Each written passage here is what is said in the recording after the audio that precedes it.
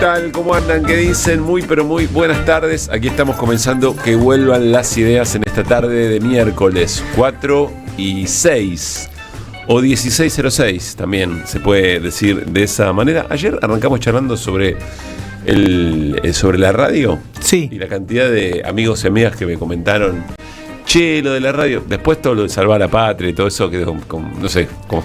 Pero pasa. no hablamos de eso. No, sí, en algún momento me parece que sí, pero más allá de eso, me encanta cuando confirmamos que lo determinante de un programa de radio y de la radio es lo cotidiano, es compartir lo cotidiano este ratito, ¿no? Claro que sí. Esa cosa tan sencilla de saber, ya arranca que vuelvan, son las 4. Bueno, para decir, me falta un montón, ya estoy terminando. De hecho, mira, se me acaba de ocurrir otra, que seguro va a enganchar a buena parte de la oyentada. Vos decís son las 4, claro, en este momento tenés un reloj con agujas. Es correcto. Pero a vos te gusta decir las 4, evidentemente, no las 16. Sí. Estás acostumbrado a decir las 4. Sí. En los relojes digitales, ¿qué tipo de hora elegís? ¿De 24 horas o de 12 horas? 4. De 12 horas. Sí, Muy bien. De 12 horas. Yo, como ¿De verás, Palo Hiniger? De 16. de 24, elijo. Entonces, para mí son las 16, para vos son las 4. Yo acá tengo las 16, no recuerdo ahora si la puse yo o esa por default Porque automática. vino. Yo hablo con 1 a 12, 4, las 3, las 4, nunca digo las 16. Nunca En, decís las en la 16. cotidianidad no. te preguntan en la calle, disculpe, don, ¿qué hora es? ¿16:06? ¿Le decís? Si me fijo en el celular, Sí. digo las 16, porque estoy viendo que son las 16. No, yo aunque Quizás vea, si me fijo en el reloj de aguja, que yo también tengo, quizá diga las 4. aunque lea 16 digo 4. No, pero te vende, Luispa. ¿Qué me vende? Te ¿Por qué? vende. Y te vende, te falta calle. ¿Dónde sos? 16. 16, son las 16.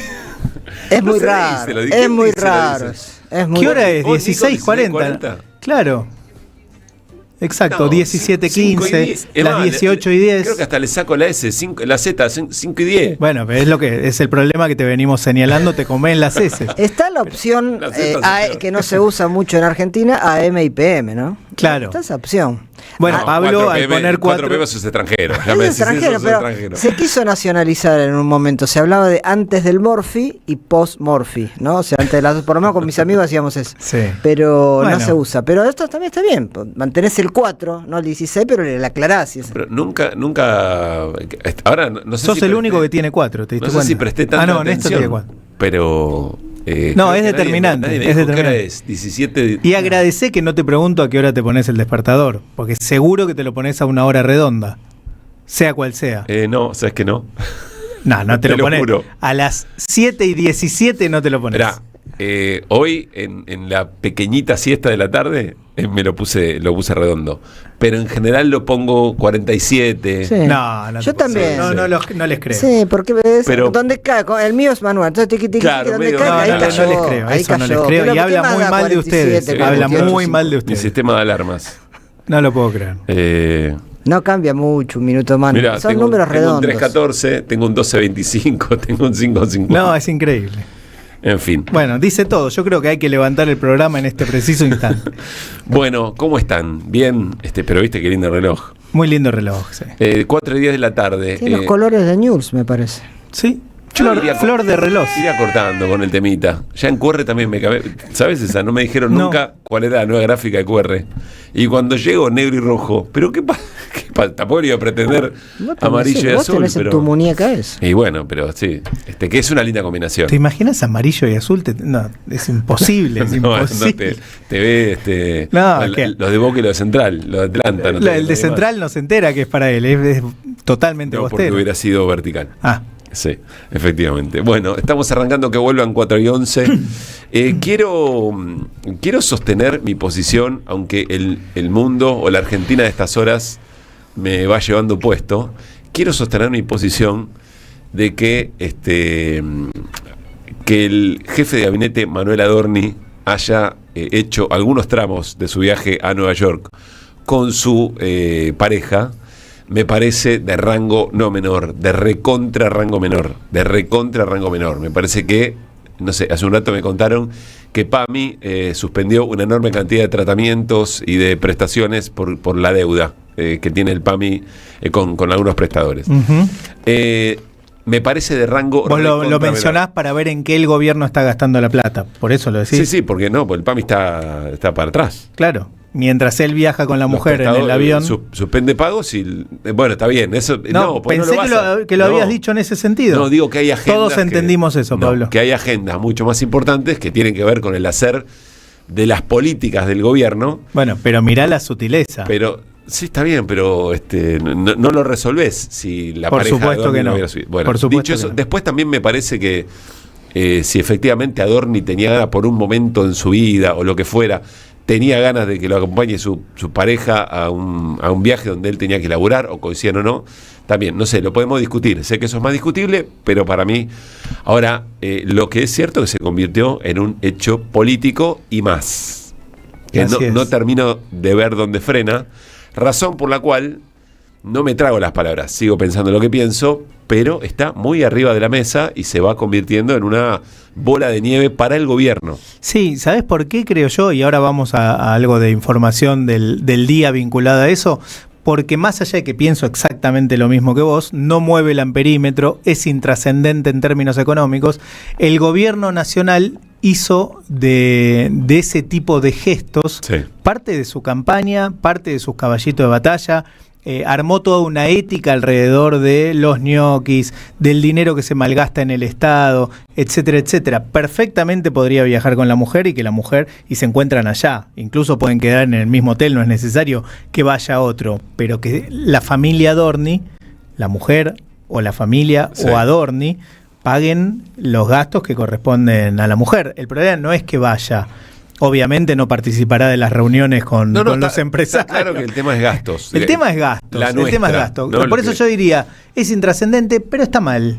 Y si está mal, hay que señalarlo en cualquier caso. Pero esperá, ¿por está qué? mal. ¿por No, qué digo? pero lo que Sí. dice Luis es interesante porque uno de los mayores, quizá uno de los mayores costos que pagó, dicho por la gente que estudió los resultados electorales, la imagen y demás, en el gobierno de Alberto Fernández fue la famosa foto en Olivos durante la cuarentena. No, pero Claro. eso es otra cosa. No, eso no es otra cosa, es una En el reunión fondo de es lo cumpleaños mismo. donde No, Alberto no es lo Fernández mismo. va y se saca una foto. No es lo mismo Sí, para nada. porque vos tenés a un ¿cómo que no es una presidente- imagen que promueve este tipo de la casta, los privilegios, los Exacto. políticos, qué sé yo, y va y sube a la pero mujer pará, al avión pero pará, presidencial? una cosa son, creo que Pero me refiero al impacto que puede tener en la gente, a eso me refiero. Y a Solamente la en ese contradic- plano la comparo. contradicción entre lo que se dice y lo que se hace. No, eso Es sí, es pero pará, porque nos metemos en otra discusión. Para mí la foto de Olivos es gravísimo por donde se lo mire, porque estás permeando una cuarentena mientras toda la gente está encerrada. Acá me parece que es otra cosa. Y mientras Yo lo toda la gente comparo- está bueno, cagada de hambre claro. y este tipo No. sube a la mujer arriba de un Sí, avión, me Pablo. parece que el Bueno, está impacto, si no tuviese la cobertura mediática que tiene, podría Yo ser. lo comparo como impacto, eventualmente nada con más. otra cosa. Lo comparo con mí mismo, me pongo a mí en el centro de la escena y yo digo, cuando le contaban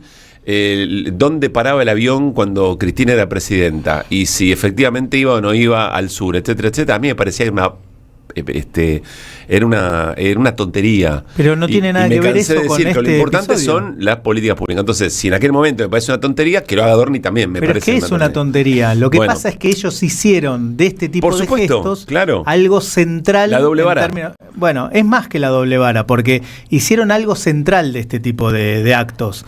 Entonces, bueno, que a la primera de cambio, hagan exactamente lo contrario de lo Sí. que dice, yo creo que está bien señalarlo. Y voy al comunicado de Fuerza Patria, que dio a conocer a través de un mensaje en las redes sociales, dio a conocer la decisión de interpelar a Manuel Adorni.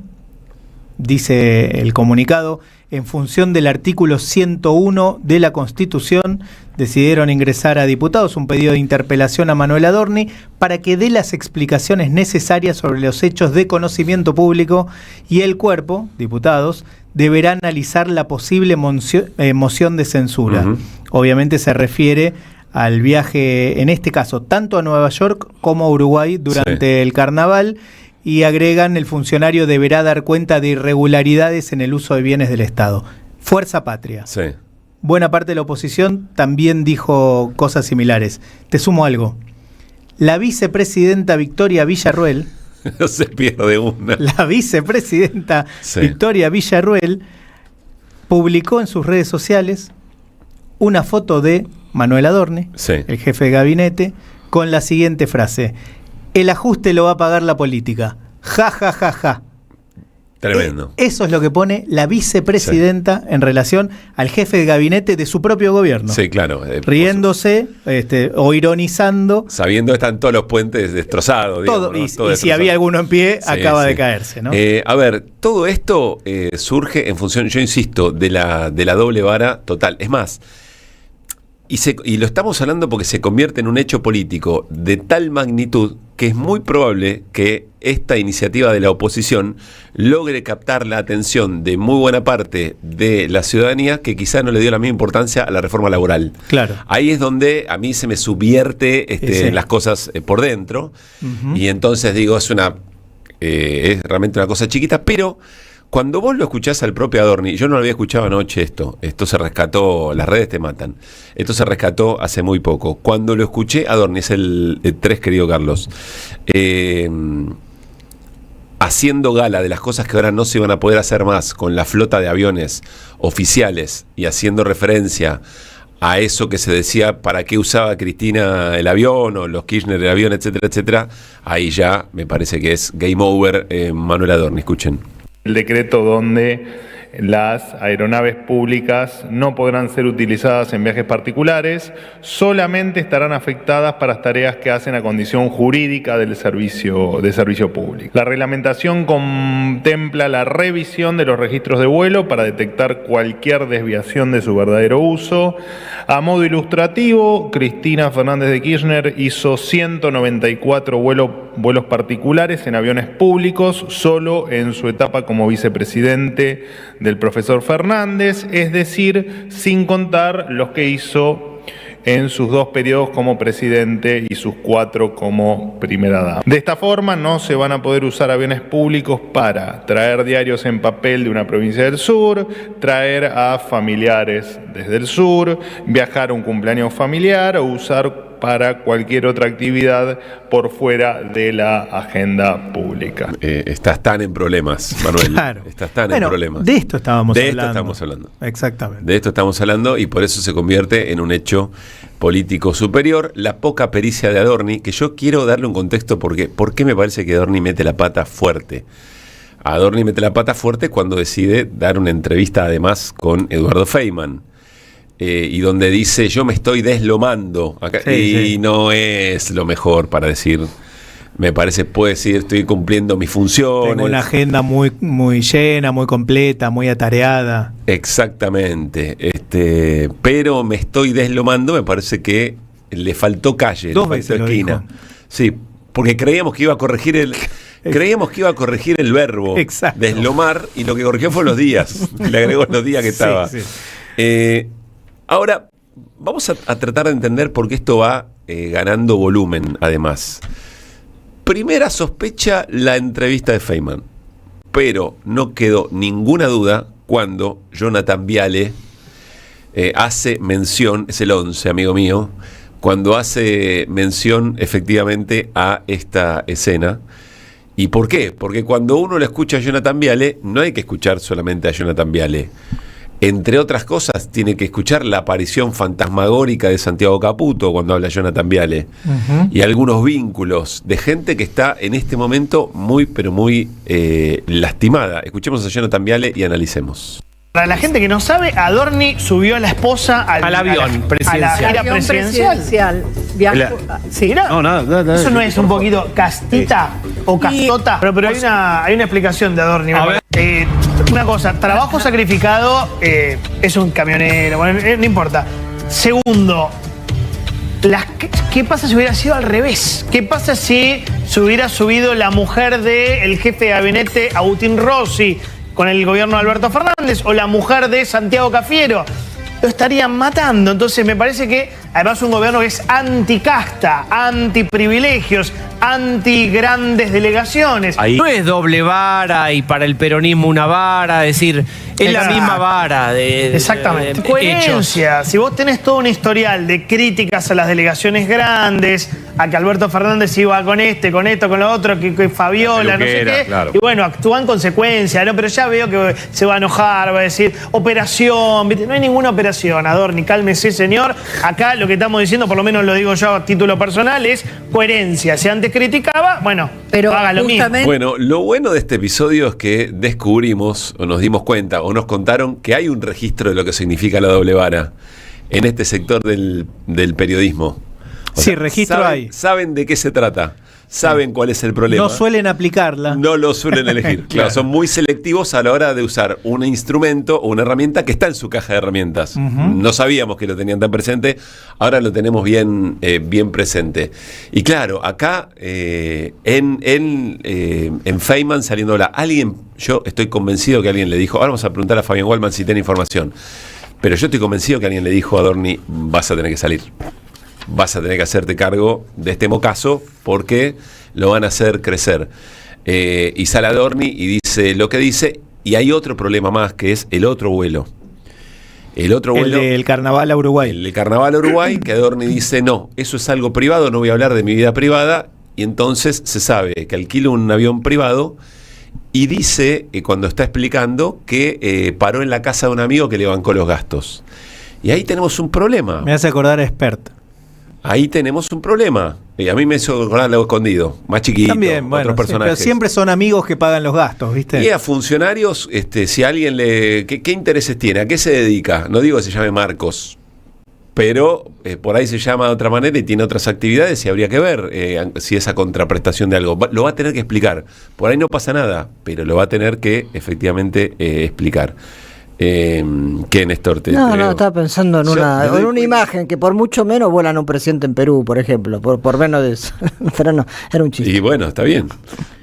No sé, y yo insisto, para mí es chiquito así el tema, para mí el tema, pero se convirtió y se metió de lleno, por lo que vemos en la superficie, en una interna. Ahora, porque suele ustedes ser saben así. que Manuel Adorni es Ujú. hombre de Karina Milei.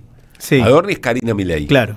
Y hay gente que en estas Efectivamente. horas ha quedado herida. Perdón, te interrumpí. No, que pensaba, suele ser así. Los temas chiquitos cobran un volumen, muchas veces que no tienen nada que ver con la dimensión real del hecho, pero bueno, terminan, no te digo que terminen determinando la política, no hablo de eso, pero sí que se instalan en los medios por el tipo de relato que suele haber en los medios, por lo menos de nuestro país. Quizás sea algo que se repita en todo el mundo, Sí. pero tienen una suerte de gancho general y la persona Así que es. no está habituada a escuchar discusiones políticas, mesas de entrevistados políticos, etcétera, con estas cosas se enganchan. Sí. Y a lo mejor vas a la carnicería y el tipo que ayer te dijo yo voto a Milei, hoy, sin negar lo anterior, te puede decir, Adorni es un chorro, mirá, con la nuestra Al final- viaja a Nueva York con la Germu, ¿no? Y no le alcanza para pagar los gastos, ¿no? Exactamente.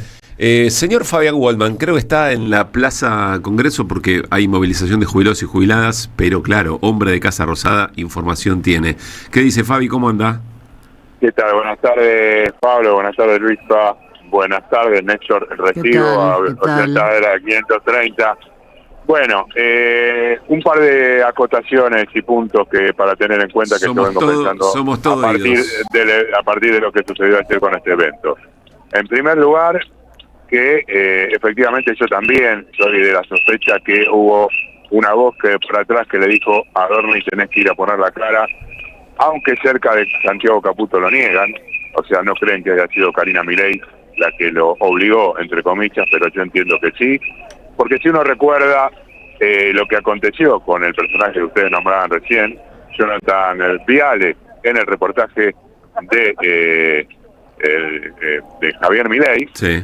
allí también salieron a salvarse, entre comillas, con una entrevista que quería dejar bien parado al presidente con el tema Libra. Sí, señor, tenés Bueno, razón.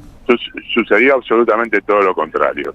Yo creo que aquí Adorni, quien en todo momento en la entrevista con Feynman trata de acercarlo al gobierno y atraparlo, y Feynman dice que no, porque le dice, yo no soy el periodista más sionista del mundo, yo lo trata de usted en todo momento, salvo en un segundito que lo tuitea, Adorni pensó que iba a encontrar a un Feynman más dócil y eso no le resultó. Estas son deducciones y suspicacias de alguien que conoce a Adorni, que no se bajó del caballo en ningún momento, sino que redobló la apuesta con Feynman, retándolo a duelo. Y este reto a duelo en esa dialéctica, es lo que le está costando ahora lo de hoy. En Casa Rosada, cerca de Santiago Caputo, dicen que se equivocó con el adverbio deslomando, digamos, de alguna manera, que no fue correcta, pero acuerdan que efectivamente la defensa en estos momentos es tanto por parte del Caputo como de parte de Karina Milei, independientemente que no se vea replicado en las redes, porque si vos mirás a los tuiteros importantes como el Gordo Dan o alguno suelto que anda por ahí, que el traductor te ama a Gravenich, no han salido a atacar ni a defender a Adorni. Pero hay un punto esencial en esto, en que el secretario de Comunicación de la Casa Rosada, Juan Manuel Carreira, alias Juan Doe, está con la delegación en Estados Unidos. Claro, no, se fueron todos. De hecho, hay otro reparo. Hay quien dice, Adorni no tiene nada que hacer en Estados Unidos en este viaje. Adorni tiene que estar acá garantizando el funcionamiento de los ministerios. De hecho, creo que hasta Guillermo Francos le preguntaron en cuántos viajes había participado, etcétera. Sí, va creciendo. Van preguntando cada vez más cosas y van a empezar a preguntar, van a tratar de ver los movimientos de Adorni en el pasado y encontrar otras situaciones, ¿no? Pero bueno, me parece que está claro que creció el tema, que se metió en la propia interna del gobierno, que la doble vara es realmente muy, pero muy importante, y vamos a ver cómo termina. Fabi, sí, estamos acá en la, como vos bien decías, sí, Plaza Congreso, un año del intento de asesinato de Pablo Grillo. Pablo, mañana se cumple, sí, 12 claro, de marzo. Sí. Va a haber un acto aquí, un acto cultural para de alguna manera reivindicar, va a haber una exposición fotográfica con justamente la muestra de los trabajos que realizó Pablo hasta este momento. Ahora está cortada, por supuesto, por la policía y la fuerza de seguridad, la avenida Rivadavia. Hay un videíto que le pasé a Alejandro que muestra el operativo de seguridad del otro lado de la valla, que es realmente muy, muy importante. Hay alrededor de 10 o 12 camiones de la Gendarmería de personal, más el de combustible. No se ve el tema del camión cisterna, pero te aseguro que es muy importante, y volvemos a reiterar lo que decimos cada miércoles aquí en la Plaza del Congreso, ¿no? Los cortes son realizados por la fuerza de seguridad y no por los manifestantes. A ver, vamos aquí con alguna. ¿Qué tal? Buenas tardes, ¿cómo estás? Estamos en vivo para M530, ¿tu nombre? Sí, pero no quisiera salir. No querés hablar. ¿Qué tal? ¿Tu nombre? Tampoco quiere hablar. Vamos con algún otro. ¿Qué tal? ¿Te puedo sacar al aire un segundito? ¿Tu nombre? Luis.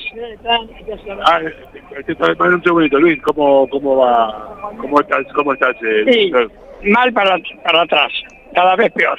¿Qué te pareció el tema de Adorni hoy? Es una burla, la verdad que es una burla.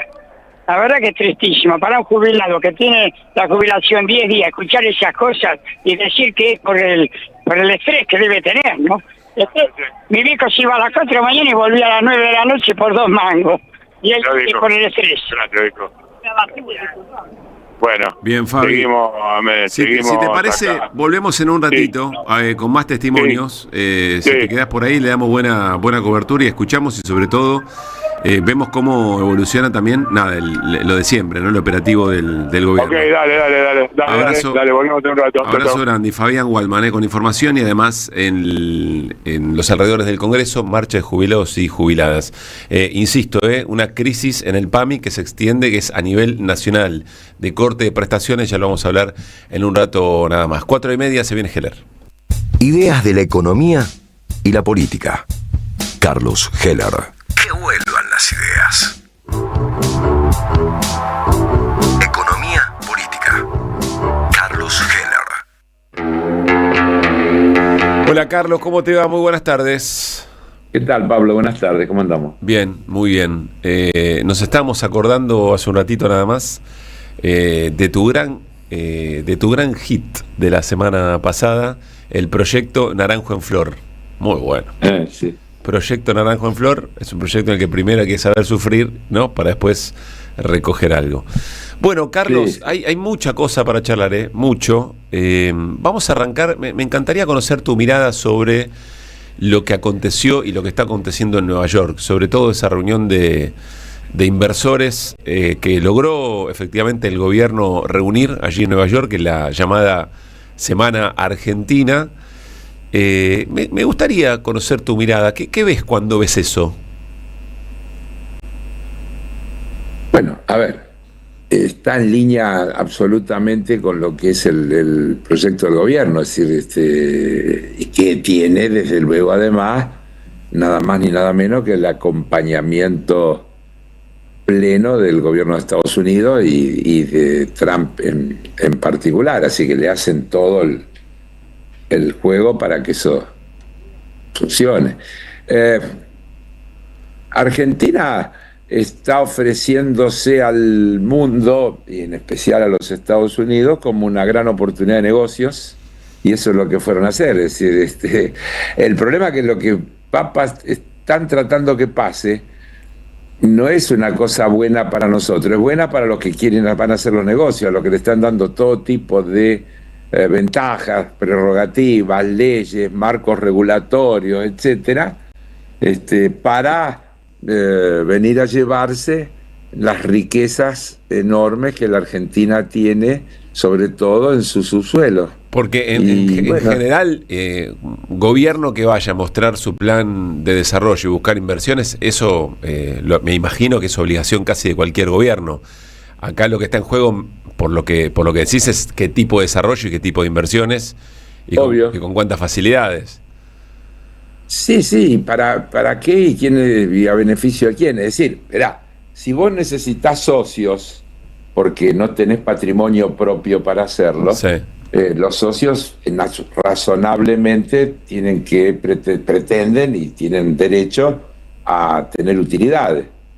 El tema es qué pone cada uno y qué se lleva cada uno y qué le queda a cada uno. Claro. Es decir, nosotros tenemos lo principal, que es la riqueza. Entonces, vuelvo a lo que repito incansablemente, si vos tenés que desarrollar la minería, tenés el privilegio de que la naturaleza dotó a tu subsuelo de reservas de minerales que hoy se han convertido en valiosísimos por la evolución de la tecnología y demás. El litio hace 50 años seguramente no le interesaba a nadie. Claro.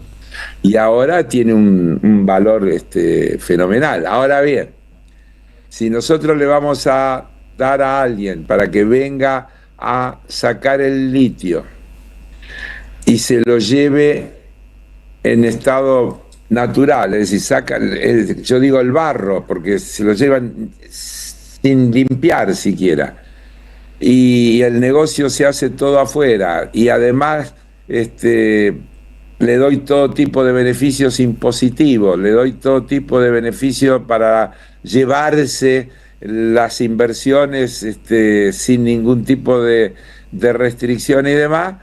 Parece una sociedad con beneficios desiguales, sobre todo partiendo de lo que cada uno pone. Claro. Que nosotros ponemos la base sin la cual el negocio no se puede hacer, ¿no es cierto? Que es tener la riqueza natural. Parece algo tan de sentido común lo que Sí. contás, pero... Si estuviéramos asociándonos para utilizar el litio, insisto, y poner acá la fábrica de baterías de litio más grande del mundo, para proveer a lo que va siendo el cambio que vemos en el automotor, todo este cambio hacia los automotores híbridos, todo este cambio hacia los automotores eléctricos, etcétera, bueno, sería aprovechar una ventaja que la naturaleza nos ha dado. De otra manera, bueno, la asociación virtuosa rifando. que significó Vaca Muerta, ¿no? El desarrollo de Vaca Muerta. Por ejemplo. Que seguramente había cosas para observar. Por eso estoy diciendo, no, y se discutió un montón, la Chevron, asociado con Chevron, bueno, pero tenía esa condición que estamos diciendo. Entonces, uno podría decir, lo ideal sería una empresa estatal que haga esto con... Bueno, no tenemos cómo. Entonces, tenés que ir a un proceso asociativo. Ahora, un proceso asociativo que le dé beneficio a la Argentina. Claro. No de entrega absoluta de esos beneficios al socio. Bueno, al eventual socio. Ese es un episodio, para mí, de lo más interesante, para mí de lo que menos se habló, se puso arriba de la mesa esa comparación de maneras de relacionarse eventualmente con socios privados cuando un Estado tiene la posibilidad de desarrollar sus recursos.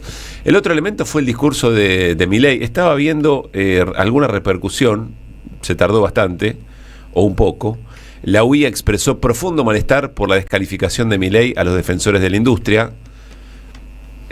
No sé hasta dónde se puede tirar de esa cuerda, pero el gobierno, o por lo menos Milei, parece tener muy buen registro hasta dónde puede tirar de esa piola, digamos. No, espera, no, lo que tiene mucha decisión, hasta si tiene buen registro o no, lo veremos con el tiempo. Bueno. Digo yo, ¿no? Porque si no, estaríamos a priori asumiendo que esto le va a jugar a favor, y yo creo que le va a jugar en contra, realmente creo que le va a jugar en contra. Está enfrentándose a una situación casi paradojal de gente que le dice te queremos apoyar y vos vivís insultando. No, dejá de insultarnos para que te podamos apoyar. Sí. Porque se trata de eso, ¿no? Pero al mismo tiempo esos sectores o esos líderes de esas organizaciones empresarias están empezando a tener crecientes problemas en su base, porque no es solo el problema que le insulten a algún referente empresario importante, sino lo que está pasando con las empresas, que se van volviendo inviables, que se van volviendo insustentables.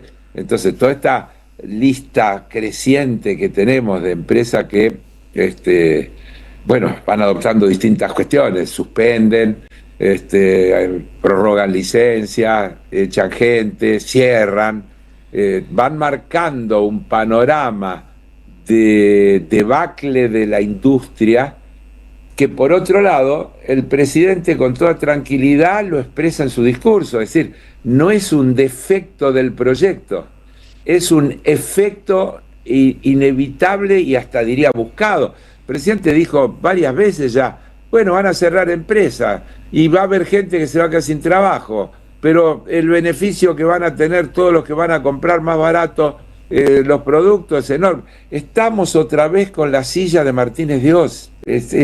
Mirá, cada vez más las 4M mías tienen una vigencia absoluta, Pablo.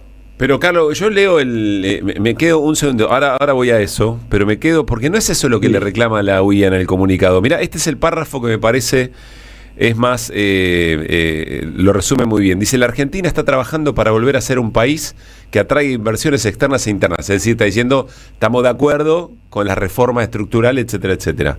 Sí. En ese proceso, los inversores observan no solo las oportunidades económicas, sino también la calidad de la convivencia democrática, el respeto institucional y el clima de negocios que ofrece un país. Las descalificaciones públicas hacia quienes producen y generan empleo no contribuyen a consolidar ese camino. Esa es la escena, esa es la esencia de la crítica de la UIA. No, pero por eso yo te lo sinteticé diciendo, le está diciendo, queremos apoyar, queremos ir, no nos dejás porque estás maltratando, no, dejá de maltratarnos. ¿Y por qué lo hace Milei? Pero yo le agrego... ¿Por qué lo hace Milei? No sé. No. Me cuesta interpretarlo. ¿Será una narrativa para tratar de eludir agenda de la destrucción de empresas y empleo? Yo creo que es la reiteración del modelo que le permitió llegar a ser presidente y la copia, si querés, o imitación o seguimiento de lo que hace su referente universal. Entonces, Milei, en una carrera meteórica,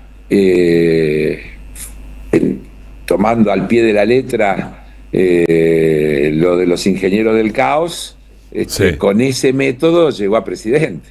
Es decir, pasó de panelista de Intratable a presidente ¿en cuánto tiempo? ¿4 años? Sí. Bueno. Más meteórico Entonces, todavía, eran 2 de la Libertad Avanza, Villarroel y entonces, Milei. ¿cómo no sentir que es una cosa que le sirvió?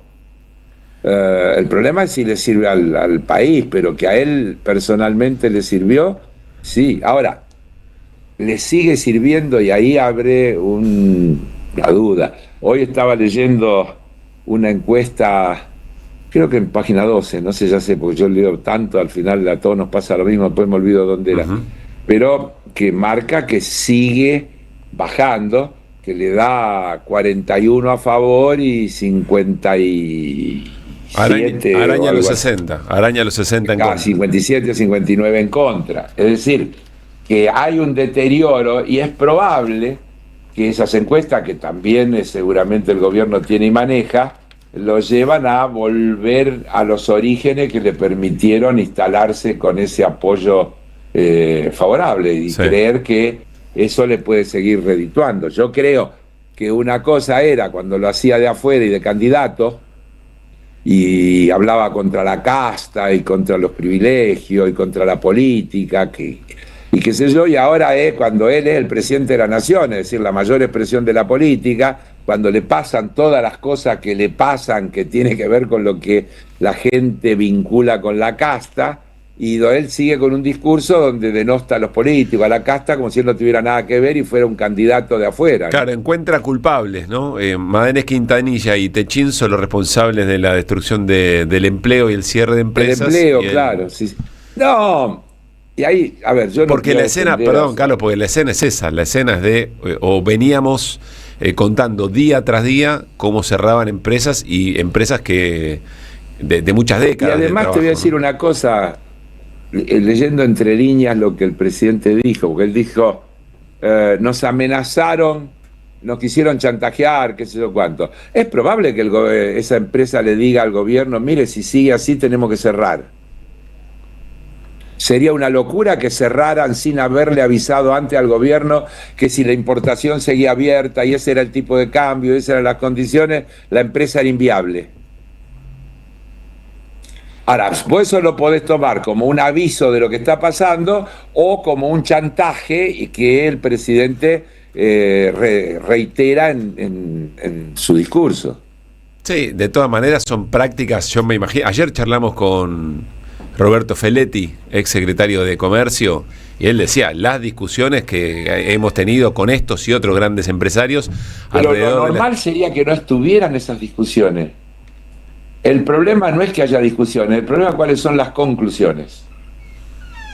Es decir, cualquier gobierno tiene que dialogar, un gobierno popular, progresista, transformador, tiene que dialogar con esos empresarios y tratar de alinearlos y llegar a acuerdos. ¿Vos creés que Lula no viste la foto de Lula con Roca el otro día? Sí. ¿Vos creés que Lula no dialoga con los grandes empresarios? No, y además una mojada de oreja fuerte, ¿no? Fueron inaugurados. Pero más allá, lo hace todo el tiempo. Con los famosos empresarios de San Pablo, con los poderosos el tema es cómo construís fuerza para conducir a esos intereses, sino para que te pasen por arriba. ¿Qué concedés y qué obtenés? Sí. Porque en una negociación, si una negociación es sí señor, sí señor, sí señor, eso no es una negociación. Uh-huh. Entonces, si en una negociación yo acepto ciertas cosas que por ahí no son las que yo quisiera, pero obtengo otras que me vienen muy bien para mi proyecto, eso es negociar. Eso es negociar. Ayer dijo... Negociar no es conseguir que el otro acepte todo lo que vos querés. El asunto es de proporción, qué doy y qué recibo. Uh-huh. Eso es negociar. Ayer Roberto Feletti, me quedo con esto porque me parece lo más interesante porque expresa los modelos, ¿no? Y a veces se nos pierde un poco eso en las discusiones de superficie que tienen luces, que nos llaman la atención, pero en el fondo llegar a esto. Ayer Feletti decía algo interesante, decía, en lo que nos equivocamos o no pudimos, etcétera, dice, hay un conjunto, ¿cuántas dijo Néstor? 1000 empresas o algunas más, dice que no son pymes, ya son medianas. De medianas para arriba. Sí, dijo creo que 1000, sí. Con las que no se pudo construir puentes o intereses comunes, como para efectivamente darle marco Claro. a ese, no sé si llamarlo burguesía nacional, pero darle un marco a un sector empresarial. Sí, es la burguesía nacional, sí, no necesariamente las 1000 o todas, porque la burguesía nacional tiene un sentido ideológico también, son empresas con un cierto compromiso con un modelo de desarrollo del país. Me pareció no interesante. solamente por el tamaño de la empresa. Sí. Bueno, ¿qué ibas a leer? Me ibas a decir algo, te conozco. No, porque vos hablabas de el tema del tango. Sí, del avión presidencial. Ayer en una reunión que estuve saqué otro tango. Pará, no el avión presidencial, no. El naranjo en flor. El naranjo en flor, sí, el proyecto. No, naranjo en flor, sí. no. No pensé que te ibas a meter en lo de Adorni. En otra reunión, sí. Ayer en otra reunión saqué Al mundo le falta un tornillo. Sí, señor. Y agarrale la letra, Pablo, búsquenla. ¿Sabés por qué la saqué? Porque el presidente todo el tiempo nos habla del país que fue hace 100 años la Argentina. Sí. Es decir, está hablando del país de 1920, 1930. Bueno, ese tango es de por ahí, de 1930 y pico.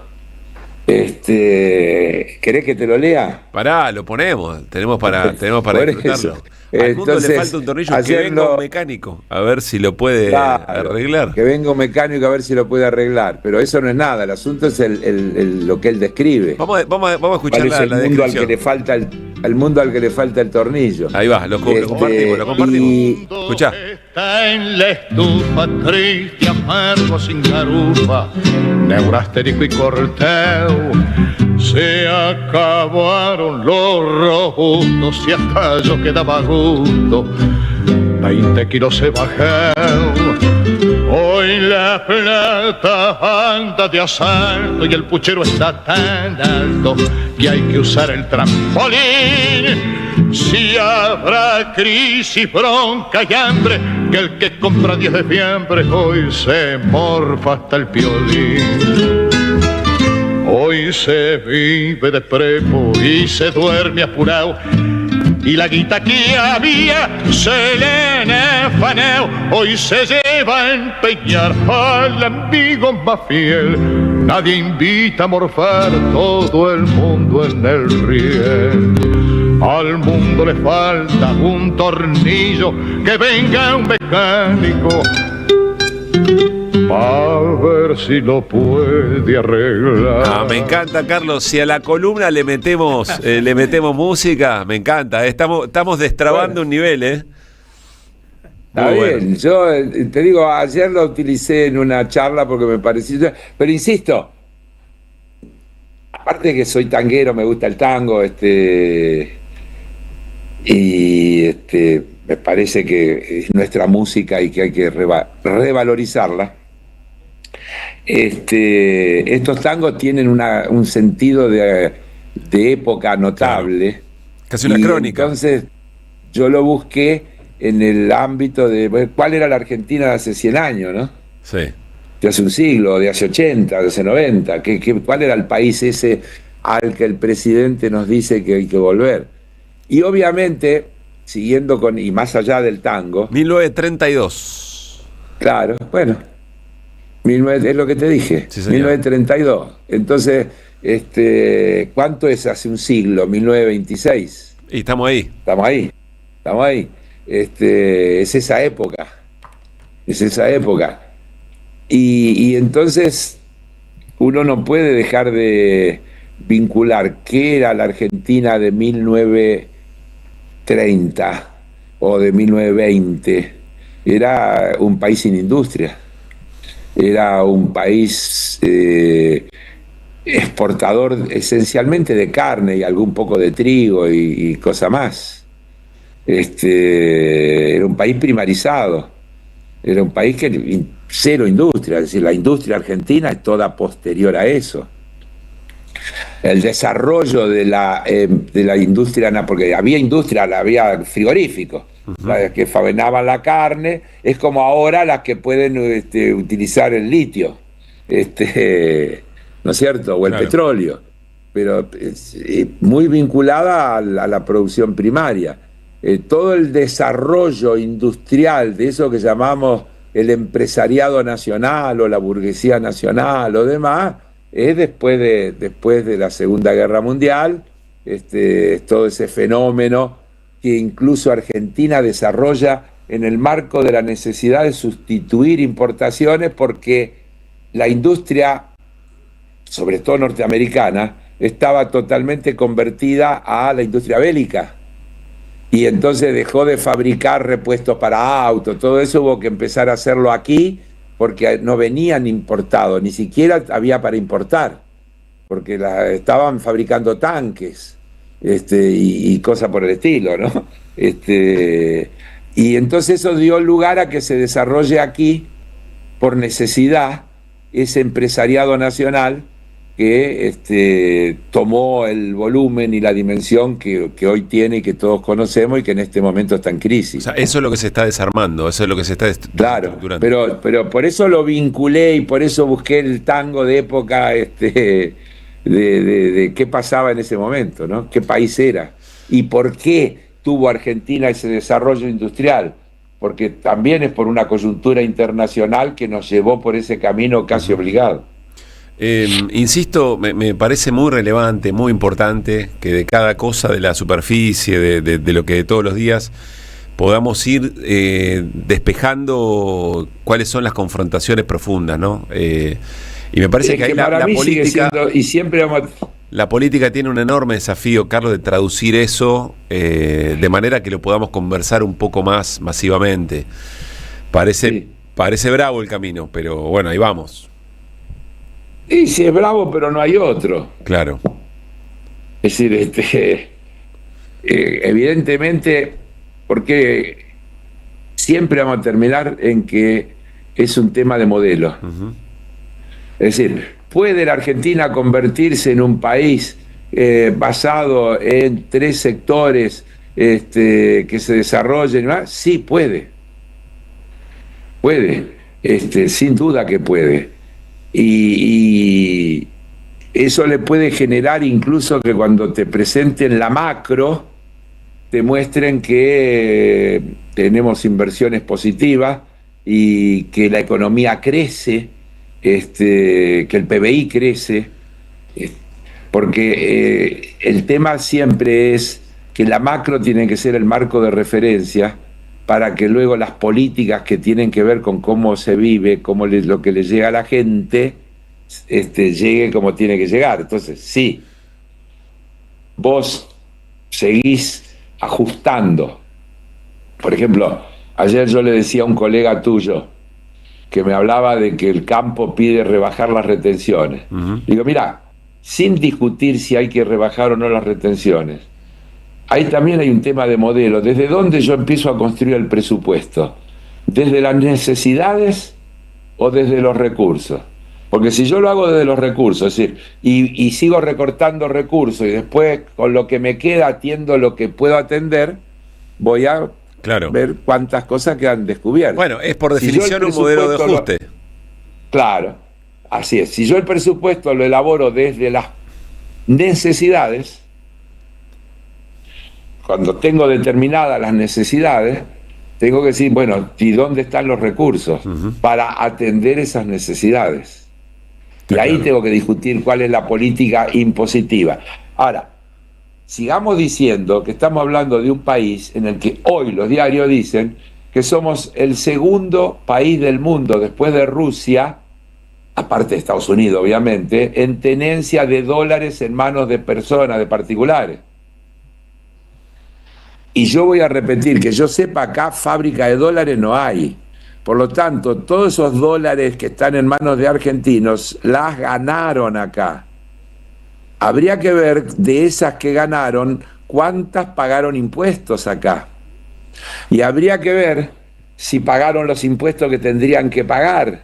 Porque si ganaron tanto, probablemente podría haber políticas impositivas que generaran más ingresos para atender esa conformación de presupuesto que yo estoy diciendo, arrancando de la lista de necesidades y no de la lista de recursos. Bueno. Y eso es el punto de partida de entender cuando hablamos de dos modelos de qué estamos hablando. Sumo un sujeto importante para cerrar, que siempre lo tenés presente, que son los 1000 millonarios. ¿Viste el ranking de Forbes ayer?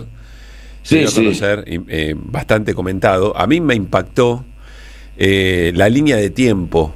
Las 3000 familias de mayores recursos en el planeta tienen en su poder como riqueza el 17% de la producción mundial, del PBI mundial. Un número que en 1984 era el 3%, el 4%. Sí, el 4%. Pero tienen el 17% de la producción, pero tienen mucho más de la riqueza. Sí, de la producción de lo que produce a nivel global. No, sí, pero tienen mucho más, eso es lo que producen esas empresas, pero de la riqueza acumulada creo que tienen mucho más que el 17%, esas 3000 empresas. Bueno, en todo caso el número es muy importante, lo que dice Pablo, cómo subió en tan poco tiempo, ¿no? Sí, estoy de acuerdo, no le saco valor a lo que dice Pablo, le agrego. No, pero me parece que es importante. Porque, al igual que en otros temas, viste, hasta hace no mucho estaba lo que decía Oxfam. Sí. Y a veces aparecían las dudas de algunos, decían, bueno, Oxfam, ¿quiénes son? Oxfam. Hace poco apareció la Unión de Bancos Suizos con esa misma lista, y ahora aparece Forbes.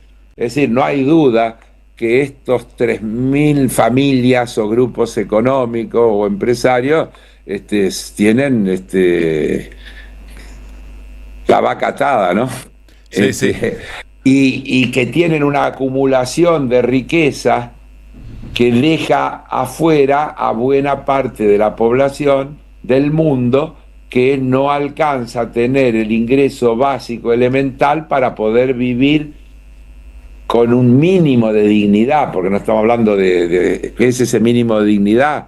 Que se pueda alimentar, que pueda vestirse, que pueda tener atención sanitaria y educarse. Pero además sobre el dato, Carlos, aparecen los análisis. Ayer citábamos a Gabriel Zuckman, un economista francés muy reconocido que trabaja mucho la desigualdad. La capacidad que tienen esos 1000 millonarios de condicionar las democracias, los gobiernos y por ende el diseño de políticas públicas, que lo que hacen es incrementar permanentemente más esa desigualdad. El dato más dramático es que cuando mirás, eso lo decía el informe de Forbes, de Oxfam. El informe de Oxfam decía que desde el 1990 hasta acá, y 1990 tiene que ver con el momento de Thatcher, de toda esa cosa del fin de las ideologías y de ganamos, vamos por todo, esos 1000 millonarios vienen creciendo su riqueza a un ritmo promedio de un 8% por año. Es decir, que cada año del 90 hasta aquí son un 8% más ricos que el año anterior. Bueno, y si eso no se corrige con políticas impositivas, esto no tiene solución. Ahora, las políticas impositivas requieren que haya fuerzas políticas capaces de impulsar esas políticas impositivas, pero no hay duda. Mirá este dato, fui a buscar la cuenta de Gabriel Zuckman, lo que les estábamos contando, lo traslada a Estados Unidos, donde además la relación entre capitales privados y la política está mucho más habilitada. Sí, de digamos, los 3000, Estados Unidos es el principal aportista lejos de esos 3000 millonarios. Y dice, en el 2004, los 1000 millonarios gastaron 13.000 millones de dólares en la elección presidencial. Claro. 2004, 13.000 millones. En el 2024, 2.6 billones. Es decir, bueno, el crecimiento de la capacidad que tienen de injerencia respecto de las elecciones es muchísimo más. Imagínate las políticas que salen. ¿Y cómo podrías imaginarte que luego esos gobiernos no respondan a los intereses de esos grupos económicos? Sobre todo, sobre todo lo que decías antes, sobre todo las políticas impositivas. Así es. Por eso te digo. Así que no hay novedades. Carlos, lamentablemente cada vez hay que denunciar menos, Pablo. Sí, señor. Todo explícito, clarito. Nos vamos. A las 7:45 tenés un compromiso interesante en la cancha de Boca frente a San Lorenzo, clásico. Sí, ¿qué hora es? Ahora yo a las 18 parto. Vas a la cancha. Sí, porque el tráfico coincide con el horario del tráfico de la gente que está saliendo de la capital hacia el Gran Buenos Aires a tomar las autopistas y demás, con lo que va a la cancha, y suele ser en tráfico intenso. Pálpito. Y yo me imagino que la cancha de Boca va a reventar hoy, desbordar como siempre. Pálpito. Por eso la vamos a ampliar. ¿Viste qué lindo el anuncio de la ampliación del estadio? Quiero preguntarle a Luispa si lo vio. ¿Viste la ampliación? Lo vi, por supuesto. Me alegro mucho por los hinchas de Boca. Impresionante. Lindo número. ¿Cuánto van a llegar? 80.000. 80.000. Está muy bien. ¿River cuánto tiene? No me acuerdo. Pero el problema de River no es cuánto tiene. El problema de lo de River no es cuánto tienen, sino cuántos pueden ver. Terrible. Además, cuando lo va diciendo se le tuerce, ya pasa pose hincha. Hay un gesto, pequeña maldad. Modo hincha. Ya entra en modo hincha. El estadista quedó de lado. No. Muy bien. La verdad que la reforma que hicieron en River es hermosa. Y para los que van, como voy yo, está espectacular. Bien. Ya que estás, ¿lo ves a Brito como candidato del peronismo? A Brito no tenía idea ni que era candidato. No, lo escuchamos por ahí que Brito, que hay un sector del peronismo que está buscando un outsider y que Brito, no sé, capaz que era una operación. Capaz que era una operación, no lo sé. Bueno, Carlos, gracias. Yo te tendría que preguntar de qué peronismo, porque para poder contestar. Está muy bien. Yo sabés cómo te contestaría y entraríamos en nuestra conversación. La dejamos para el miércoles, para el viernes. El viernes, como usted quiera. El viernes volvemos sobre Pichetto y volvemos sobre Mayans, que dice, yo con Macri hablaría. Perdón, hablaría, no quiere decir nada. El asunto es que hablaría. No, chicaniería. Porque si no, ayer yo vi que algunos discutían si estaba bien que Kicillof se haya dado la mano con Macri en el Expo Agro. ¿Qué quiere, que le pegue un cachetazo? Dije, claro, es elemental que está bien que se hayan dado la mano. No, pero no se refería a hablar, le estaban preguntando sobre si... Está bien. Pero la dejamos para el viernes y vamos tomando carrera para esa. De acuerdo, dale. Abrazo, Carlos. Carlos, que les vaya bien. Al mundo le falta un tornillo que venga mecánico a ver si lo puede arreglar. Que vuelvan las ideas. Están pasando demasiadas cosas raras, pero hay una radio que nunca se apaga. No te dejes desanimar. Prende la radio. Prendete. AM530. 20 años. Somos radio. Somos comunidad. Colección Tapas que hicieron historia presenta su octavo libro. La era presidencial de Mauricio Macri contada en las mejores tapas de Página 12. La vuelta al poder de la pata civil de la dictadura. FMI, ajuste, represión y mucho más. Pasaron cosas. Disponible en la librería de Caras y Caretas, Junín 365. Vení a conocer la provincia de Buenos Aires. Turismo todo el año. Provincia Bonita, Argentina. Más información en buenosaires.tour.ar. Gobierno de la provincia de Buenos Aires. ¿Querés arrancar la mañana bien informado? ¡Rompelo! InfoSiberia, las noticias en tu celular. Manda un mensaje de WhatsApp al 1128679078 y recibilo gratis todas las mañanas. InfoSiberia, las noticias en tu celular. No seas como los demás. Manda un mensaje de WhatsApp y recibilo gratis todas las mañanas. Tronador, agua mineral, botellones y dispensers para el hogar y la oficina. Hacé tu pedido al 4201-2627 o mandanos un mail a info@aguatronador.com.ar. Tronador, agua de mesa envasada.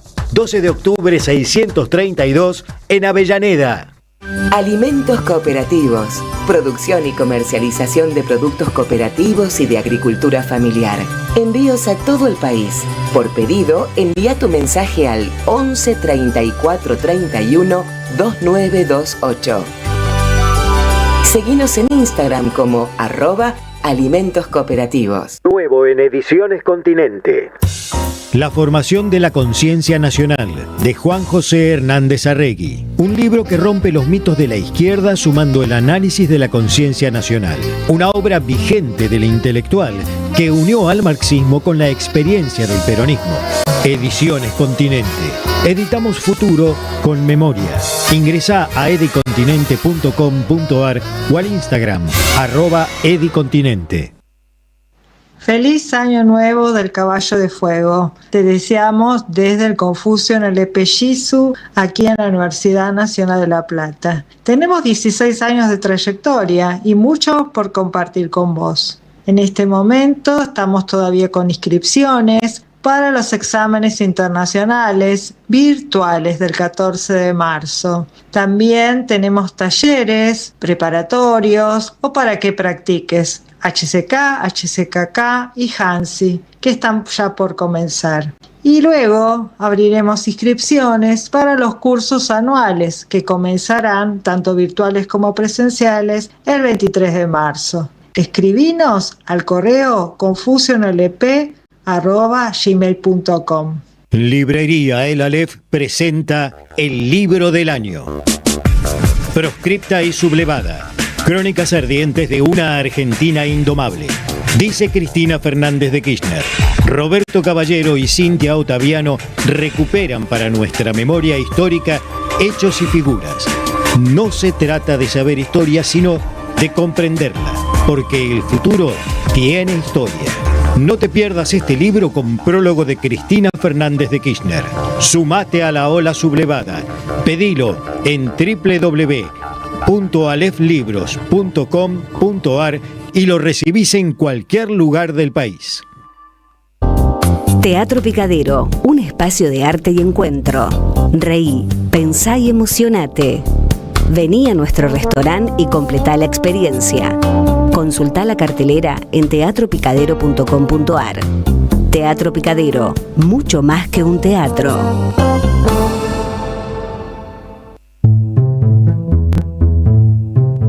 Revista Acción, un medio alternativo 100% digital, una mirada cooperativista sobre el país y el mundo.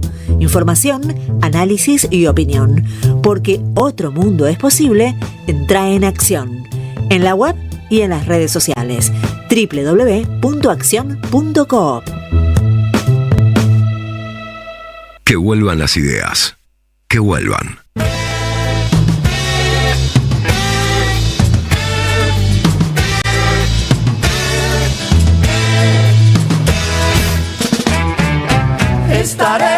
Estaré a donde salga el sol. Beberé la luz de todos los colores cantando. Estaré a donde salga el sol. Beberé la luz de todos los colores cantando. El color de una piel y de una flor, de una guitarra y tu voz. La blanca y cálida luz del sol. A cada persona se mide por el tamaño de su corazón. La tierra nos dice que es de nadie. Yo estaré a donde salga el sol. Beberé la luz de todos los colores cantando. Estaré a donde salga el sol. Beberé la luz de todos los colores cantando. Cada persona se mide por el tamaño de su corazón. La tierra nos dice que es de nadie. La tierra no es de nadie, es de todos, como la cálida luz que entra en la cuna y en la prisión. Estaré a donde salga el sol. Beberé la luz de todos los colores cantando. de la tarde, 10 minutos, 25.5 la temperatura en Buenos Aires y alrededores. Sol Obrero Emprendimiento de Encuadernación, Arte y Diseño Justicialista Nacional y Popular. Cuadernos, libretas, anotadores, todo lo indispensable para el escritorio de los militantes del papel. Me encanta. Militantes del papel. Vos tenés pinta de militante del papel. Yo uso libretas todo el tiempo. Yo también, mira. ¿Luispa? Sí, yo también. Sí. No para cualquier tipo de anotación, pero en mi trabajo cotidiano, por supuesto. Vamos a... Sí, todo el tiempo, mucho anotar. Además, leí el otro día, viste que ahora hay muchos estudios, llegaron medio tarde, ¿no? Pero hay un montón de estudios que dicen que el ejercicio de tomar apuntes, de escribir, no el de teclear en las laptops, en las notebooks, etcétera, Con suerte, ¿no? Ahora es en el celular. Sí, o en el celular. Conlleva un ejercicio mental que integra muchas más neuronas que el teclado. Se la van a arreglar los pibes. Te digo porque los pibes anotan muy poco en papel. La verdad que tienen un vínculo con el celular muy activo para todo, lo resuelven con el celu, anotan en el celu, toman nota. Uh-huh. Ayer me pasó, perdón la interrupción, estaba con mi hijo, asistíamos a un lugar, había que anotar un teléfono, yo saco el celular y le saco una foto. Sí. Él ya lo había anotado. Entre que yo le saqué la foto a una pantalla, digamos, él ya había anotado lo que tenía que anotar. Ni vi cuándo lo hizo. Bueno, le estoy prestando atención a muchas de estas cosas. Ya vieron lo de Finlandia, creo que lo comentamos. Mientras acá Jorge Macri habilitaba inteligencia artificial en las escuelas, en Finlandia suspendían las netbooks y mandan a comprar 100 millones de libros, papel. Y hay muchas preguntas respecto de, cuáles son las disciplinas y las formaciones de los pibes del futuro. Y estaba leyendo por ahí un especialista que decía, los pibes tienen que leer libros. Hay que darles lectura de libros, porque todas las habilidades que incorporan en el leer un libro son determinantes para el desarrollo de la inteligencia que vendrá, para la comprensión del entorno, etcétera. Vamos a ver si hacemos alguna nota en estos días. Les decía, estamos hablando de Sol Obrero, emprendimientos de encuadernación. A mí me tocó, hay diseños de los más destacados, Juan y Eva Perón, Néstor y Cristina Kirchner, Diego Armando Maradona, Charly García, las madres. A mí me tocó muy interesante que tiene a la República Argentina 2026, es una agenda en este caso, y después tiene distintas definiciones: industria, derechos, libertad, educación, etcétera, etcétera. Muy conceptual. Y después tiene, por supuesto, la función de agenda como corresponde. Hermosa, muy linda. Sí, está muy bien. ¿Qué te tocó, Néstor? Seré curioso. A mí me tocó una libreta, no incluye agenda, pero es muy lindo el diseño, la calidad, con los dedos la mano y los dedos en B de la portada. Y detrás tiene una frase muy reconocible de Perón, con una imagen de gente del pueblo en la plaza, ponele. Muy lindo, muy bien hecha, muy bien hecha. Néstor, Luis Pablo Ginija. Mirá qué lindo los que me tocaron a mí. Son 2 libretitas de bolsillo. Sí, estas son buenas, que hacen, alusión a las madres, luche como ellas, dice el primero. Y el segundo no dice nada, pero tiene este hermoso dibujo con los pañuelos y el abrazo, ¿no? Un corazón. Muy lindos y muy prácticos, además. Son de bolsillo de verdad. Esa libreta es para tener en la mesa de luz, al lado de un lápiz o una lapicera, y cuando te desvelás y te aparece la idea, ahí la registrás. Si no, pues te olvidás, Luis Pablo. Sí, el tema es que aparezca la idea, ¿no? Pero sí, por supuesto. Claro. Y además las ideas que aparecen de madrugada, después cuando te despertás, como sos más terrenal, pero las que valen son las que... las de la noche. Perdóname, Néstor. No, 2 cosas iba a decir. Hace poquito me encontré acá en un café cerca con un colega que quizás conocen, Marcelo Justo, es corresponsal de página en Londres. Escribió un libro de cuentos que no pude empezar a leer todavía, y me dijo que el origen de ese libro de cuentos era con una libretita así en su mesita de luz, que había tenido un periodo de sueños especiales, de pesadillas, y empezó a anotar, y de ahí salió un volumen de cuentos que dicen que es muy bueno. Y también me hizo acordar a mi tía María, que en paz descanse, que pasaba quinela, eso le hubiese venido bárbaro. Claro. Otro uso de esa otro libretita, un tamaño ideal para eso. Promo suscriptores de la comunidad 530, 15% de descuento con todos los medios de pago. ¿Cómo acceder a la promo? Con un cupón de descuento en nuestra web o vía mensaje a Instagram. www.solobrero.com.ar o Instagram @solobrero. Se están jugando algunos partidos, la previa se está jugando del fútbol, porque ahí sigue la fecha de fútbol argentino Primera División. Se están jugando unos partiditos de Champions. Por ejemplo, están jugando en este momento el Real Madrid y el Manchester City. ¿Cómo va? No le estamos prestando atención. No le estamos. 0-0. 0-0. Sí. Ya el Bayer Leverkusen y el Arsenal empataron 1-1. El Arsenal es el primero en la liga inglesa, en la Premier. Y también el PSG le está ganando 1-0 al Chelsea. Otro partidazo. Todo esto es la previa, porque en un rato nada más, Argentino Junior, Rosario Central y Banfield y Gimnasia y Esgrima La Plata, ya te veo venir. Arrancan el segundo día de la fecha número 10. Y ahí te perdemos definitivamente. No, yo voy a estar acá prestando atención a todo lo que hacen con mis oídos. ¡Penal! No empecé, qué terrible.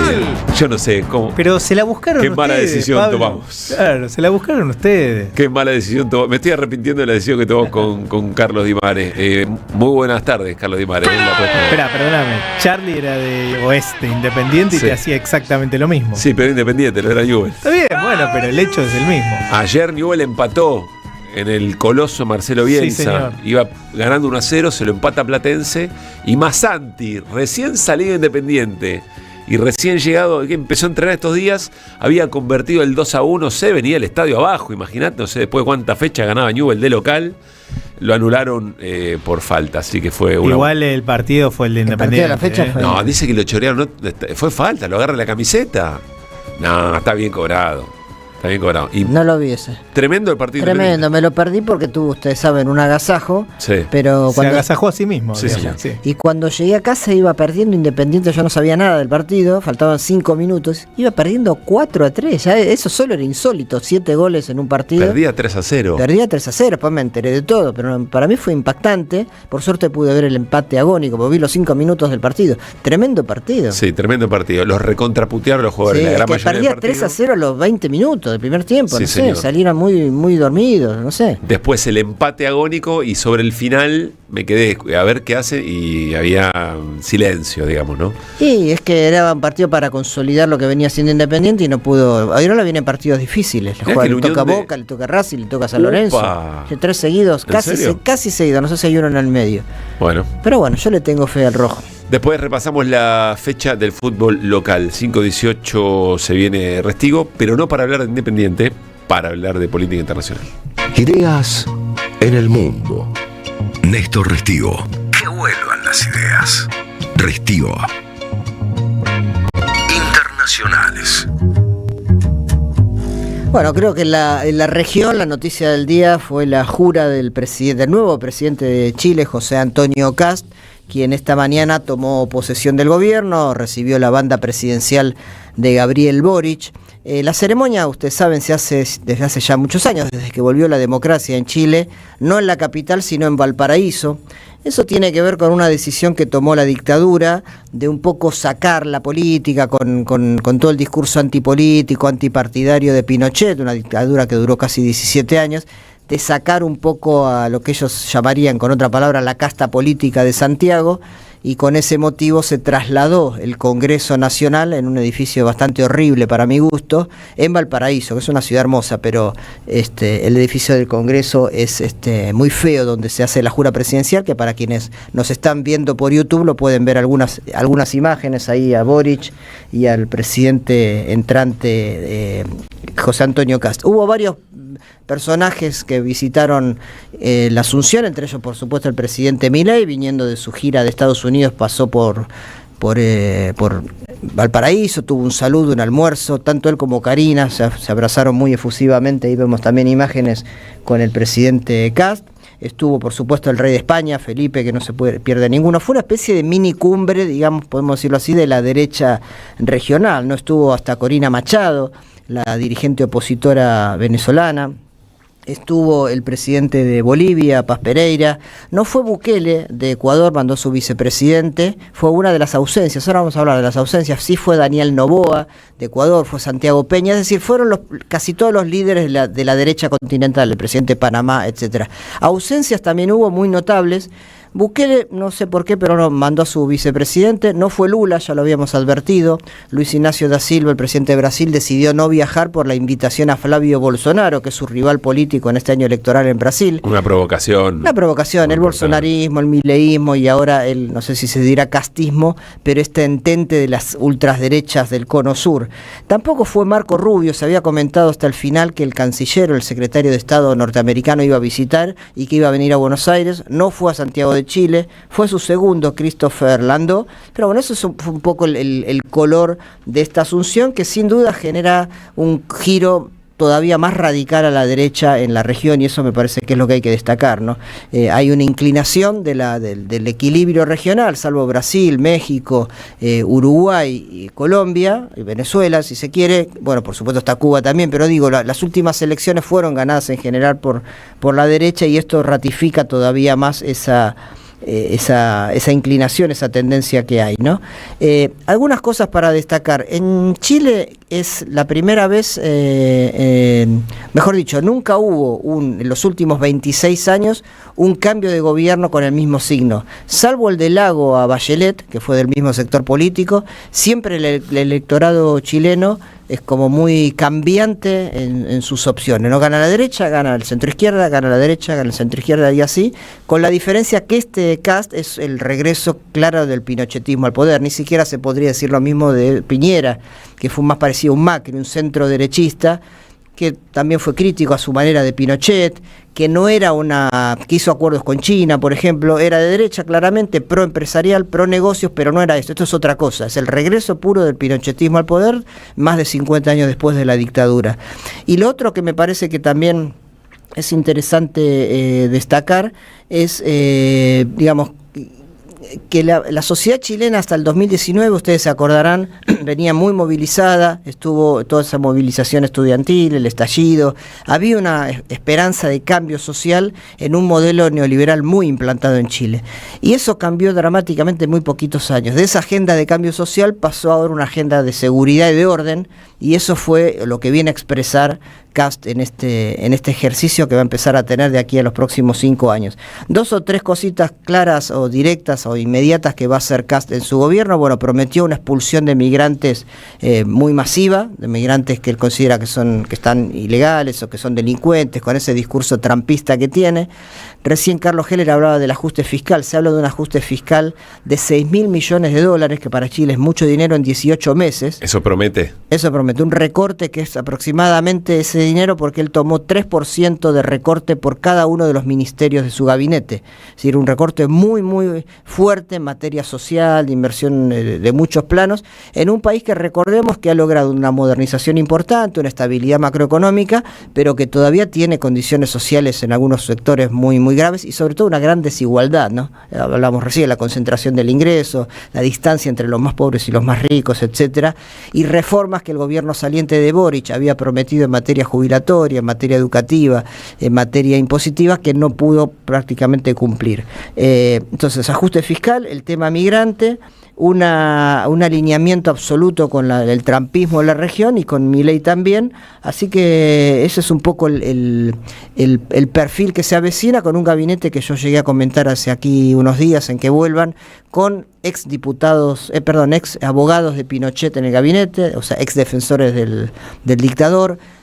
Un sesgo empresarial muy fuerte en su gabinete también, muy poca gente que proviene de la política, jóvenes, algunas mujeres, pero todas que vienen de un palo muy, muy de la ultraderecha y del neoliberalismo, con las propias condiciones que tiene Kast él mismo como persona. Así que bueno, la parada que sigue, quiero decir, es Colombia. Vamos a hablar en un ratito después. Eso es en mayo, pero vamos a hablar porque hubo elecciones legislativas este fin de semana, que fueron una especie de anticipo de lo que va a ser en Colombia. En Chile, este es el escenario, con un giro a la derecha muy marcado para toda la región. Hoy por la mañana se les recomiendo una nota muy interesante, Siempre Soy, que conduce Daniel Tonietti con Evo Morales. Interesante para escucharlo. De hecho, contó que estuvo en riesgo su vida porque tuvo dengue. Pero más allá de eso, hace un análisis de la región interesante, y bueno, todo lo que rodea a Evo Morales y las internas dentro del MAS, etcétera, ¿no?